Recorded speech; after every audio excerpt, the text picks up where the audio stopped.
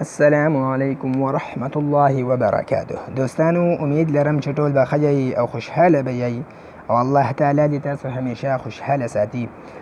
دوستانو نن انشاءالله سبق نمبر 7 دی، سبق نمبر 5 چې په دې به تاسو پوه شوي یئ. زبر زیر نن چې کوم دی پیش ته هغه حرکات موږ چې زبر زیر پیش ته حرکات وایي. نن سبق نمبر 7 چې دی هغه پیش دی. نو دا پروت پیش به موږ نن زده کوو. دا دغه پیش دغه نشان دی. سبق نمبر 7 پروت پیش وایي دې نښې ته پروت پیش ویلی شي. کومه دا نښې چې خوله ده وایي دغې نښې ته پروت پیش ویلی شي. پروت پیش چې دی همیشه د په هغه حرف باندې له پاسه وي. پروت پیش چې دی دا همیشه به وي په حرف باندې له پاسه.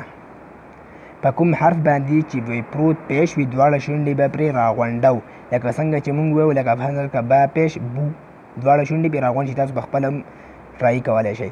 وایي دواړه شونډې به پرې راغونډو او راکاږو به نو، یعنې دا به هم راکاږو به نو. تاسو وپېژنئ چې زبر زیر پیش دا هېڅکله هم نه راښکوده کېږي. وایي با پیش د دې جوړ دی او بو د دې روان دی. سبق نمبر 7 پروت پیش دې نښې ته پروت پیش ویلی شي. پروت پیش همیشه د په هغه حرف باندې له پاسه وي. په کوم حرف باندې چې پروت پیش وي دواړه شونډې به پرې راغونډو او راکاږو به نه. با پیش د دې جوړ دی او بو د دې روان دی. اوله طریقه صرف جوړ: حمزه پیش، با پیش، تا پیش، ثا پیش، جیم پیش، ح پیش.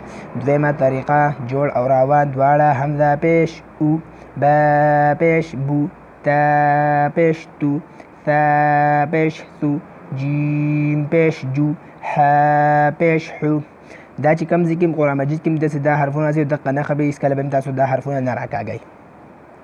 درېیمه طریقه صرف روان: هم او، بو، تو، ثو، جو، حو، خو، دو، ذو، رو، زو، سو، شو، سقو، ضغو، طغو، ضغو، عو، غو، فو، قو، کو، لو، مو، نو، وو، هو، او، یو.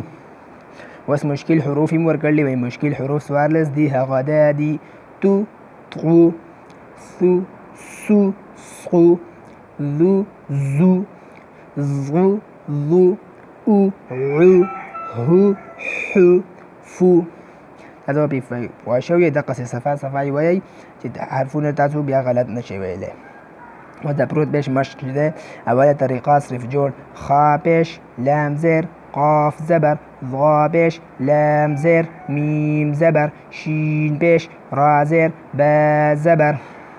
دویمه طریقه جوړ او روان دواړه: خا پیش خو، لام زیر لی، خولی، قاف زبر قا، خلیقه. دقسې راکاږئ څه به نو.